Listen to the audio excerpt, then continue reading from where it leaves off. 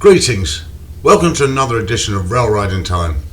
The train of time has stopped at the platform, so let's get off the train, making sure we slam those doors shut and mind the gap as we step out and explore another period of Britain's exciting railway history.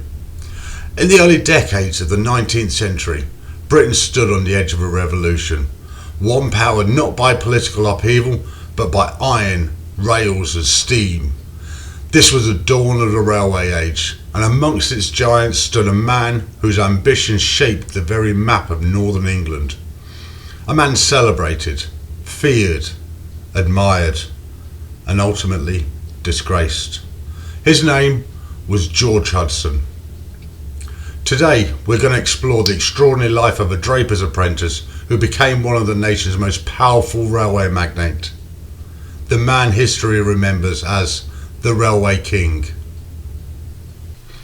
George Hudson was born 10th of March 1800 in the small village of Howisham just outside York. His childhood was marked by loss. His mother died when he was only 8 and his father followed 2 years later. Raised by his brothers, young Hudson only received a basic education. By the age of 15 he left Howisham behind. Some biographers suggest that it was an agricultural slump that left him to leave.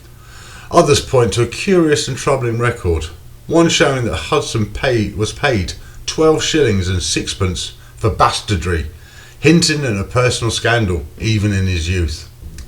After apprenticing with a firm of drapers in York, Hudson proved himself capable enough to be taken on permanently. By 1820 he was more than an employee. He had a share in the business, and a year later he married Elizabeth Nicholson, a daughter of the company's owner. By 1827 the business would become the largest drapery firm in York, but that same year an event occurred that would change Hudson's life forever. His great uncle Matthew Budrell fell ill. Hudson cared for him for his final days. When Budrell died, he left George an extraordinary sum, £30,000, equivalent to more than £3 million in today's money. Hudson would later describe this as the worst thing that ever happened to him, for his inheritance became the fuel for his meteoric rise and his catastrophic fall. With this new wealth came civic ambition. In 1832, Hudson became a public servant in York and a treasurer of the local Conservative Party. Although the candidate he supported lost, Hudson was now recognised as an influential source in the city. But it was in 1833 that Hudson took his first step towards railway greatness. York businessmen formed a committee to build a railway connecting York with Leeds and the coalfields beyond. Hudson became a treasurer of that committee and its largest investor, purchasing 500 shares. He accompanied engineer John Rennie during the early surveys of the line, learning the practical skills of railway planning, surveying, negotiating with landowners and assessing terrain. Yet Rennie, surprisingly, proposed a horse-drawn railway, an outdated concept even then. Momentum stalled. And then fate intervened. Hudson met George Stephenson, the famed engineer whose innovations powered the Liverpool to Manchester Railway. From Stephenson, Hudson learned a bold plan for a line from London to Newcastle, a line that would bypass York entirely. Hudson would not allow that. By 1835, a new proposal emerged, transformed the York Committee into a fully fledged railway company, the York and North Midland Railway. Their aim to link York to Leeds and connect to the North Midland Railway at Derby. On June 21st, 1836, the company received its Act of Parliament. At its first official meeting, George Hudson was appointed chairman. His rise had begun. Work started in 1837, and before the line was even completed, Hudson declared a dividend of 1 guinea per share, an unprecedented move. When challenged, he insisted it came from company funds.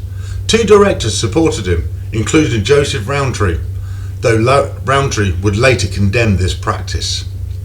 By 1840, the line on the North Midland Railway was completed and York was connected to London. Hudson's tactics were often ruthless. In one notorious case, he leased a neighbour's railway, the Leeds and Selby line, for £17,000 a year, and then immediately shut it down, forcing passengers onto his own route. The line would not reopen for a decade. But Hudson's empire continued to grow. Lines to Pickering, Whitby, Scarborough and more. Yet beneath this expansion, Rowntree and others began to question the company's financial transparency. Questions Hudson preferred to avoid. By 1842, Hudson's influence extended far beyond York. The North Midland Railway, part of the route from London to the north, was in financial trouble. Construction costs had been enormous and revenues were low. Hudson took charge of the inquiry. His solution was harsh: cut staff numbers and wages, and particularly amongst the experienced workers. The consequences were immediate and tragic. In January 1843, a fatal accident occurred, sparking public outrage. Safety had been compromised in the pursuit of profit. But financially, Hudson delivered. Expenses fell by over £11,000. Revenues rose by £2,500. To stabilise the network, Hudson proposed the merging of the North Midland Railway, the Midland Counties Railway and the Birmingham and Derby Junction Railway. The merger would save £325,000 a year and boost dividends. Despite opposition, Parliament approved the merger in 1844. The Midland Railway, one of Britain's great Victorian railways, was born, and Hudson as its driving force. Through construction, acquisition and leasing of smaller lines, Hudson expanded the Midland Railway into a vast interconnecting empire, but his vision extended further still. In 1841, the Board of Trade assessed possible routes from England to Scotland. The recommended route followed the west coast, but the report added a tantalising note that if a company built a line from Darlington to Scotland, the west coast should be postponed. Hudson seized the opportunity. In 1841, he convoked a meeting of railway companies announcing his intention to build a continuous line from Darlington to Berwick-upon-Tweed.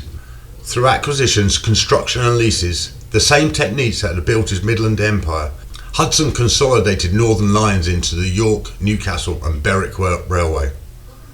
By 1847, a traveller could go from London or Bristol to the Scottish border entirely on rails controlled by George Hudson. A railway kingdom centred on York. Not all railways bowed to Hudson's will, however. A famous saying attributed to him declared, "All railways shall come to York." This, however, was far from true. Hudson welcomed only railways he controlled. Others were met with hostility. The greatest threat was the Great Northern Railway, whose proposed route from London to York promised to surpass Hudson's line in efficiency and speed. A fierce rivalry erupted. At Derby Station in early 1845, Hudson engaged in a heated public argument with Edward Denison, a leading GNR supporter. Parliament too became a battleground, with Hudson and his allies trying to block the GNR bill. Despite opposition, the Great Northern Railway succeeded. Trains from London to York would run via Doncaster. Hudson claimed one small victory. Great Northern Railway trains were forced to use Midland Railway tracks to enter York, but tensions continued to mount. Around the country, other railways grew in power.